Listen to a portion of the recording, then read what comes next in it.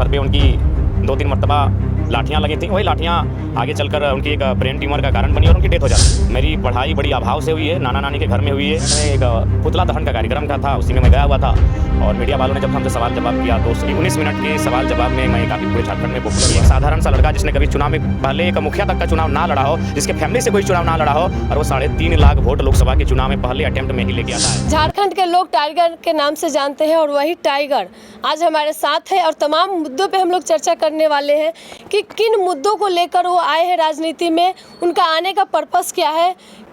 देखिए, सबसे पहली बात ये लोकतंत्र की जीत है जी। अगर आज एक नया लड़का उभर के आता है, एक नया राजनीतिक दल बनाता है और धुरंधर पार्टियों को बैकफुट पे लाके खड़ा कर देता है, चुनाव का परिणाम क्या होगा नहीं होगा अलग विषय है, लेकिन आज तमाम राजनीतिक पार्टियां बैकफुट पे महसूस कर रही है अपने आप को, खासकर उन क्षेत्रों में जहां मेरा प्रभाव है। तो इस लिहाज से लोकतंत्र की जीत है, लोकतंत्र में यही होना चाहिए। अभी वर्तमान में राजनीति का पैटर्न बारे में बताइए विस्तार से। देखिए, मैं कोई विशेष और कोई पॉलिटिकल बैकग्राउंड से संबंध रखने वाला युवा नहीं हूँ। मेरा धनबाद ज़िला के तोपचांची प्रखंड में गांव है। मेरे पिताजी झारखंड अलग राज्य आंदोलन करने के सिपाही थे। आंदोलन के दरमियान सर पे उनकी 2-3 मरतबा लाठियाँ लगी थी। वही लाठियाँ आगे चलकर उनकी एक ब्रेन ट्यूमर का कारण बनी और उनकी डेथ हो जाती है। मेरी पढ़ाई बड़ी अभाव से हुई है, नाना नानी के घर में हुई है। चूँकि इसलिए नाना नानी घर में मेरी पढ़ाई हुई क्योंकि एक ही साल में मेरे पिताजी और दादाजी का डेथ हो जाता है, दोनों दुनिया को छोड़कर चले जाते हैं। परिवार की स्थिति बहुत बैक हो जाती है। उसके बाद मेरे नाना नानी मुझे अपने घर लेके जाते हैं, वहीं मेरा पालन पोषण होता है, मेरी पढ़ाई लिखाई होती है और फिर 15 वर्षों के बाद मैं घर आता हूँ। यहाँ जब आता हूँ तो अपना आगे कॉलेज की पढ़ाई को करता हूँ और धीरे धीरे राजनीति की जहाँ तक बात आई तो एक मूवमेंट हुआ था। उस मूवमेंट में एक पुतला दहन का कार्यक्रम का था, उसी में मैं गया हुआ था और मीडिया वालों ने जब हमसे सवाल जवाब किया तो 19 मिनट के सवाल जवाब में मैं काफ़ी पूरे झारखंड में पॉपुलर हुआ। उसके बाद लोग मुझे सुनने के लिए बुलाने लगे, सभाएं होने लगी, मीटिंग्स होने लगे और पब्लिक के साथ मेरा एक कनेक्ट हो गया, भावनात्मक संबंध जुड़ा।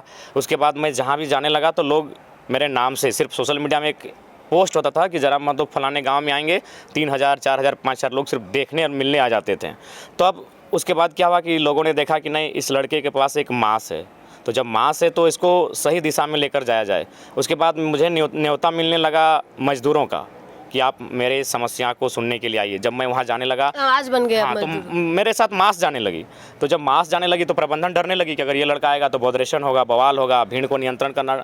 तो फिर काम होने लगा। मेरे जाने से पहले मजदूरों का या फिर जो कंपनी से संबंधित कार्य थे वो काम होने लगे। तो इससे क्या हुआ, एक प्रभाव बढ़ने लगा, लोगों में एक रायशुमारी होने लगी कि ये लड़का बिना पावर में रह के अगर काम करने लगा है, इसके नाम से काम होने लगा है, तो ऐसे युवाओं को पावर देने की आवश्यकता है।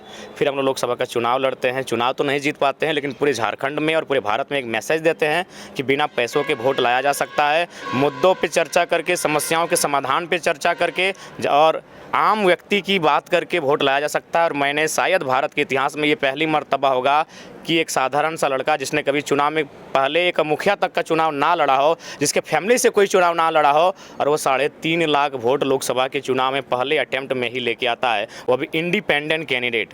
तो उससे प्रभाव पड़ा। विधानसभा के चुनाव में हम लोग को हिम्मत मिली, ताकत मिली और आज विधानसभा में हर एक सीटों पर हम लोग प्रभावशाली अपने आप को देख रहे हैं।